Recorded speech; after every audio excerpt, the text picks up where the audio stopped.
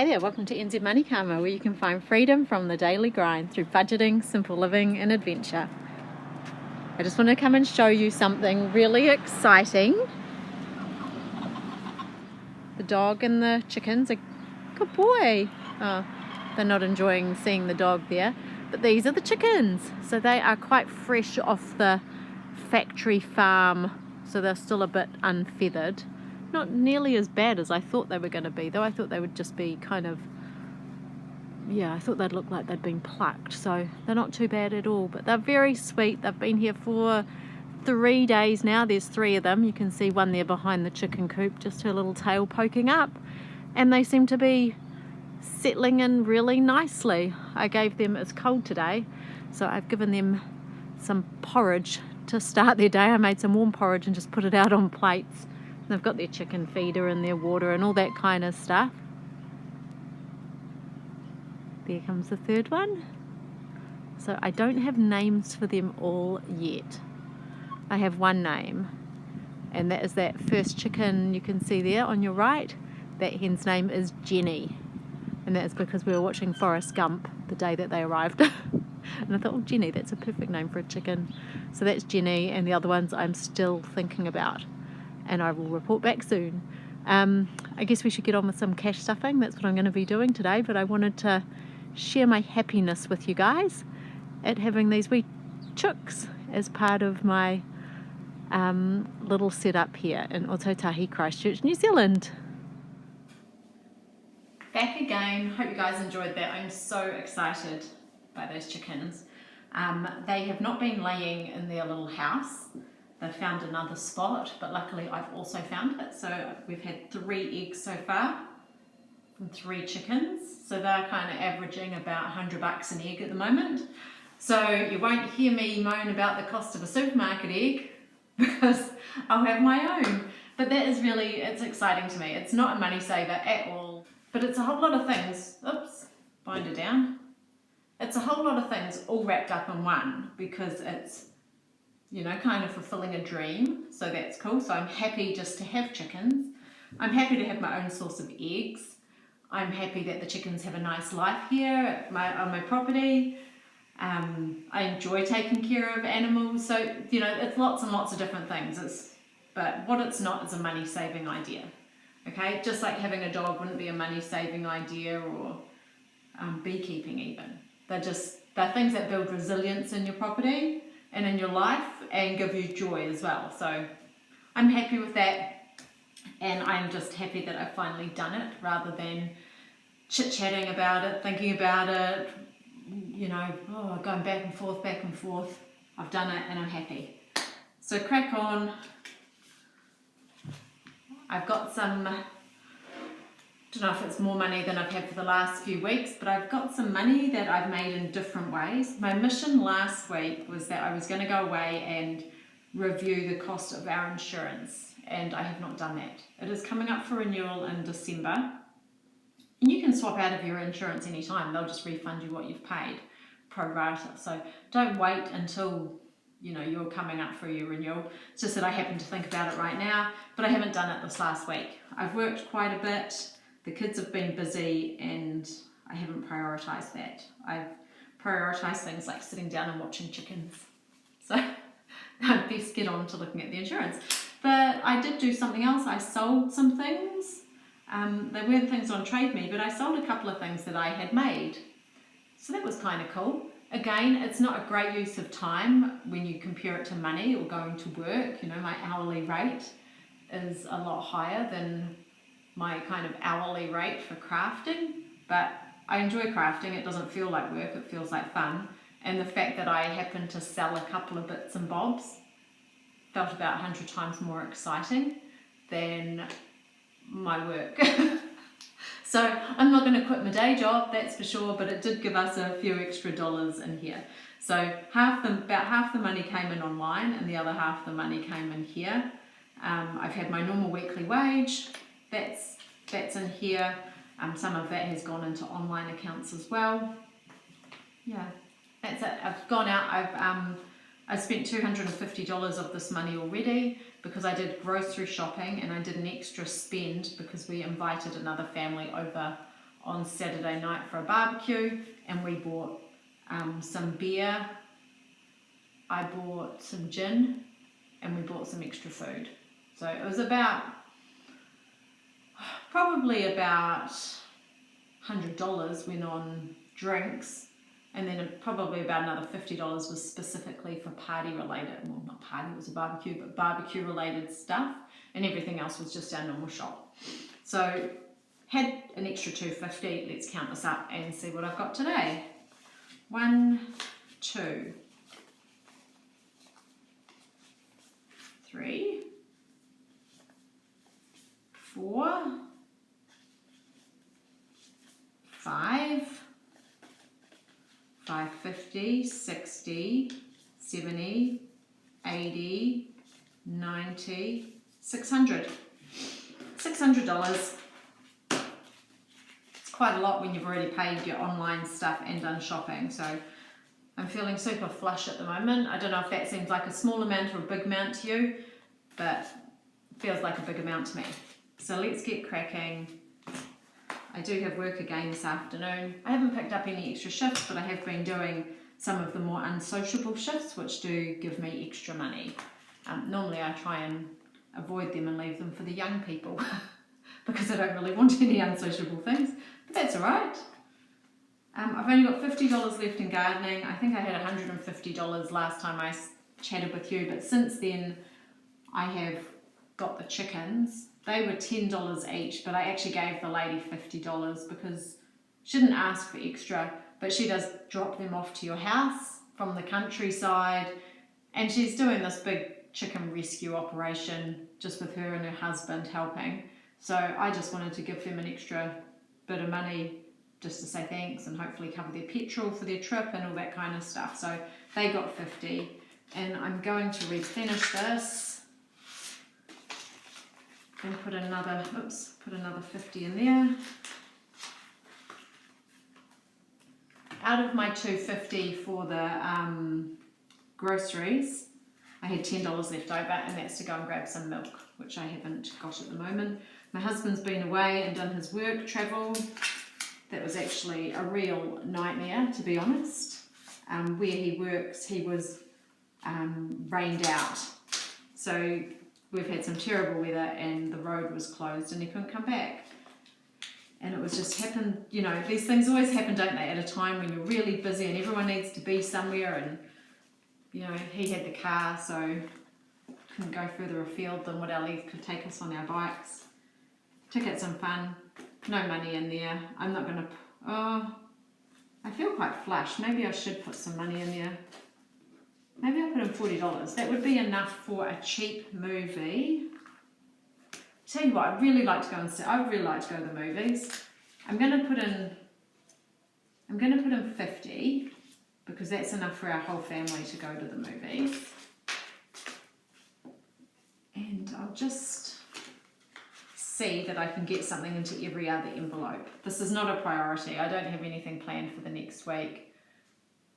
And if I can't make this work, then I'll just pull it out. It's fine. Pocket money.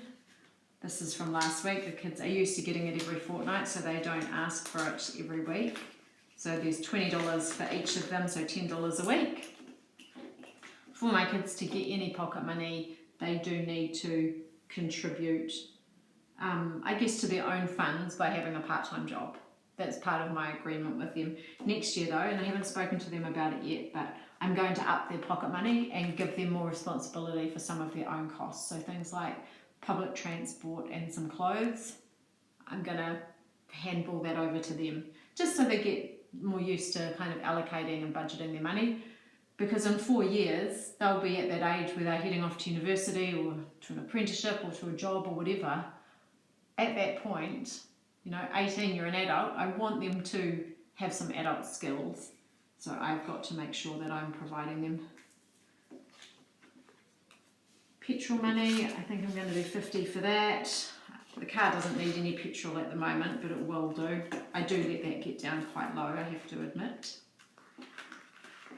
And school fees.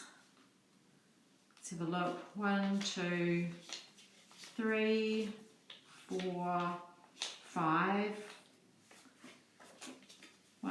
2, 3, 4, 5.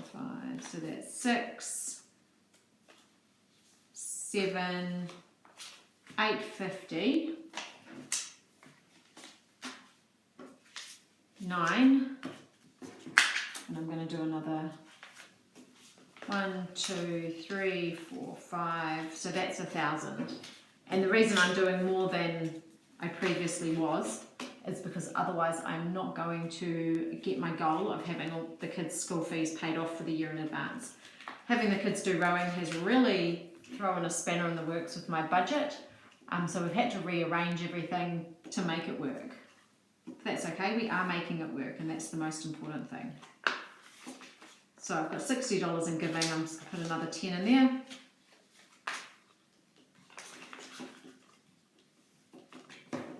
There we go. That is my most important binder. As long as this one is stuffed, we shall survive. This one here, also pretty important. We'd survive, but it might be uncomfortably. So I stuff my envelopes in kind of order of priority.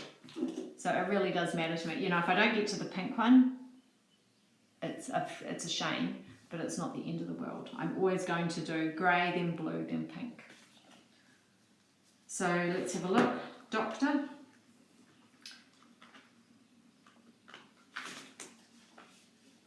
So I've got 140, just take 10 and make that 150. So these here are all basically taken care of. There's enough money in all of these for the things that we need. So if I take out that 5 and put in a 10, that's just another $5 this week. Oops. I like them to be in descending order though. So in optometrist I've got 1, 2, 3, 4, 440. Eventually I would stop stuffing in here, but I know I need to go to the optometrist, so I'm just stuffing. It won't cost more than $440, I wouldn't have thought. But I thought that before and then it's gone wrong, so, you know, never say never. 250, 70, 85. So I'll take out that, I'll just put in 5. So 290. Hygienist I am rebuilding, so I need to, oh no I'm not, that's a lie. 225. So let's swap that out for a start and just get a 20 in there. So 230.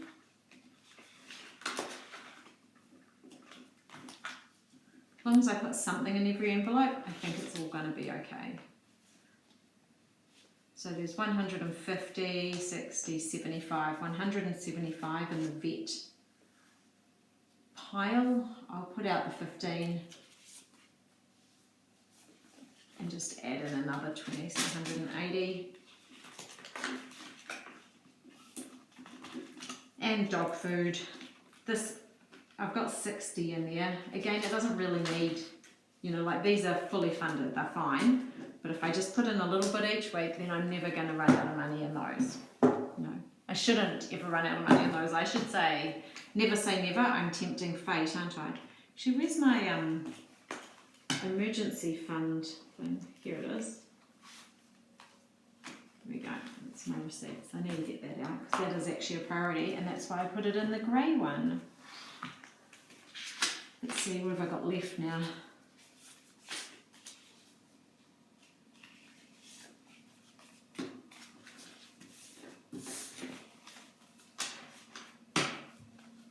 $20, $40, $60, $80, $90, $100, $10, $20, $30, $40, $50, $65, $165.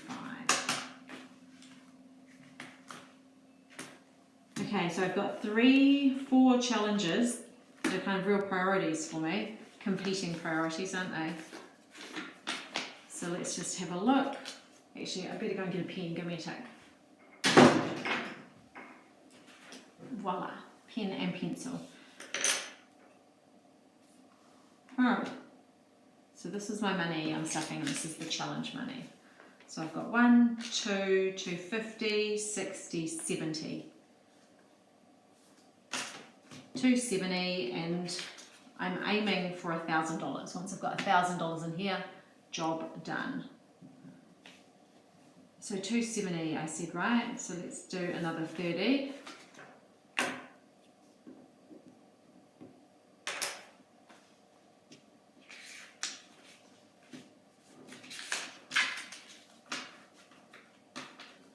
Okay, cool. So that's me. That's 300 on that line. That's pretty good. I'm okay with that. Building resilience in my household budget. Now, if you have absolutely no leeway in your budget, right? Like if you're really living dollar to dollar, paycheck to paycheck, this becomes even more important. I will have a few $1,000s already stuffed in these binders. So should something go wrong, I can use that money. Should something bigger go wrong, we've got savings. You know, like we live frugally, but we do have a buffer. This here is an extra buffer for my cash. So that means when I go to the dentist and they say, oh, instead of the $500 that you've thought about, it's actually $700, I don't have to take from the optometry envelope to top up the dentist one. It's like I've got this other buffer. That's my motivation for that. And we've used a ton of our emergency fund this year, just buying things. Some were emergencies and some were not emergencies, but we've used it is the point, and we need to get that back up quick, smart. So all my husband's money is, well, say 90% of my husband's money that he earns is being diverted into that fund. I'm using the money that I make to top up the cash one and to make our envelopes more robust.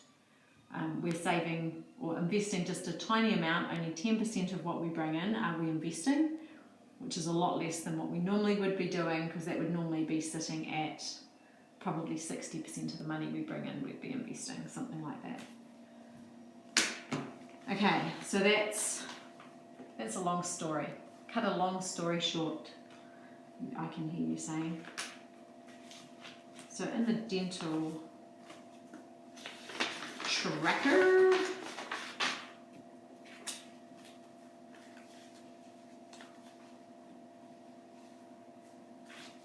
I'm going to do 50.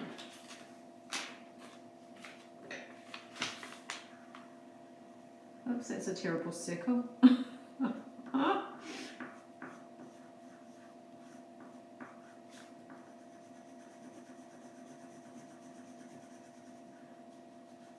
Now the reason I use a tracker, even though it's like not a very pretty one, just doing this, it's just psychological, isn't it? It just makes me, I won't take from it, because that would mean like having to rub out one of these circles, and I won't do that. So it just makes it stay. It doesn't matter what happens between now and, you know, next payday or next time I'm stuffing money. I will not use any of this money because I am tracking it. So there I've got $125. So I'm just going to take those out and put a 20 in there. $125.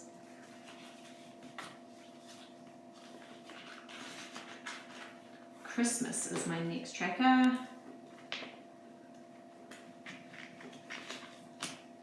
Oops. I'm reasonably organised. I kind of start thinking about Christmas for the most part straight after Christmas. So I'd already started to organise some gifts, and I have got a couple of things, which is, you know, pretty exciting. But one really big Christmas expense for me is we have to send presents overseas to some family, and it's always really expensive. The postage is about $100. You know, you might spend $100 on gifts and then spend $100 on postage. So I have to come up with a better plan. One year I did buy beautiful candles and just got them sent to their house from a shop in a nearby town. That worked well. I don't have a good solution to share, but I'm going to come up with one this year. But I kind of need about 200 New Zealand dollars, which is about €100. Yeah, it's a bit of a pain. I thought this year, I was going to have very few Christmas costs, because we had talked about going to Europe for Christmas wasn't our preferred time, but it was just the only time we could kind of make it work with the kids' school. And now they've got sports all over the summer, and it kind of narrows it down to this tiny period when you could go, and it would literally be a 3-week holiday. And my husband and I are just like, we are not going to work and scrimp and save so that we can have a 3-week holiday in Europe. That's so dumb. Like the flights were about $14,000, and it's like that is far too much money to contemplate spending for 3 weeks. You know, a 3-week holiday is dumb. And so we just had to talk very sternly to ourselves and tell ourselves that we've been very dumb and we're not doing it. Even though we had told everyone that we were coming, we have, you know, asked people to meet us at different places for New Year's. We had to write back and call some people and just say, look, we're really sorry, we've mucked it up. We cannot make this happen. It's just going to be too expensive. You know, it's the middle of winter. It's really expensive and we can't come for a very long period of time. So there was kind of nothing was ticking the boxes. So we've just said goodbye to that idea and leaving it be. So Christmas savings challenge. So I've got, let's put in 30.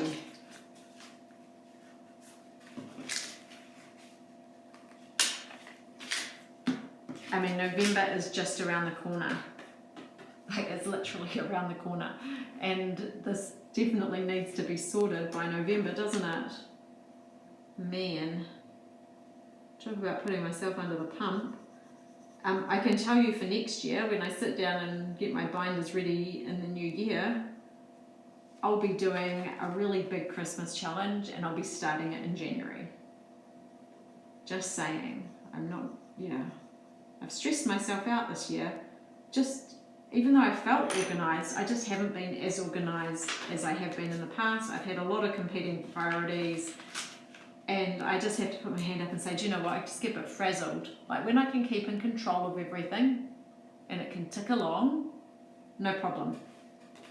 When one thing goes wrong, fine, another, yep, handle that, 3 things, oh, okay, 4 things, starting to get a little bit stressed, 5 things, I'm like, can't even remember how to bake. You know, I can't do anything. It's just like, oh, so overwhelming that it almost feels like, what's the point? But there is a point, because if you don't do it, things are going to be worse. So don't give up. Even when life is stressful, you just have to make some time to stay in control. This here is birthday money, and this is actually my own birthday. So I'm going to put in $20 and I'm going to knock that out by doing, what was I going to do? 16 and 4. Let's do that one there over there because it has been crossed but hasn't come through. So I have to do 2 of these every single week and then I shall have a birthday. I'll have a birthday regardless, won't I? I might have, I don't know, something nice to eat on my birthday or go and see a movie or something on my birthday. I have requested the day off. I don't want to work on my birthday, that's for sure. That would be the very least I would be looking for. This here's for the dog groom. He's just recently had one. So he's looking so smart, so $15 in there. That needs a total of $90. As I fill up more of these envelopes though and they move into the blue binder, that means I don't have to stuff them so aggressively.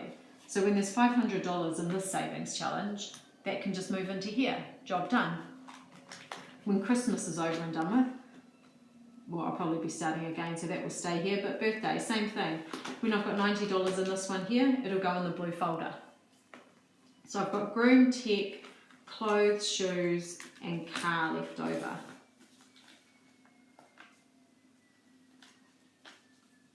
Okay, I've done groom, so tech.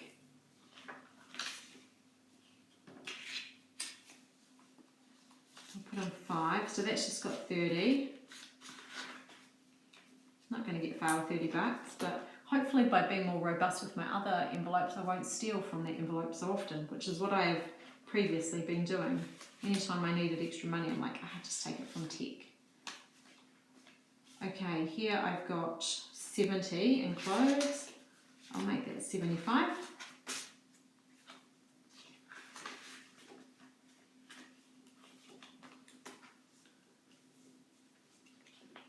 Shoes, I'm going to do the same thing. There's 35, I'm going to add a 5, and that's going to give me 40. So the kids both had new sneakers a few months ago now, so not in any hurry there for shoes, but best just to put money away. And rego warrant, well, this car cost a lot more than I thought it was going to, so I'm not going to rest on my laurels here. So I'll put in, so 35, 40, 45. That's that.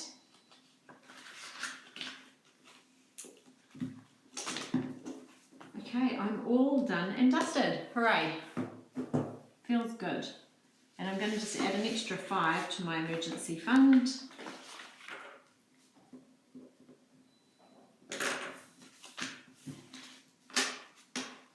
Oh well, I did a lot with that pay. I'm feeling like I'm on top of it all. I'm feeling like it's all going to come right, but it's a bit of a mad rush to tidy up previous mistakes made earlier in the year. Now at the end of the year, it's like all systems go, head down, bum up, grind, grind, grind to get where we want to go. But that's all right. I'm actually best when I am busy. I'm best when I have a tiny little bit of stress, and I think I'm best when I have a major focus. When there's nothing big or audacious, or, you know, everything's just ticking along. Sometimes I can get a bit bored and I kind of chuck challenges in my own path just to make life interesting. Now I've had just life chuck some challenges in my path, so I don't have to do that. So that's cool.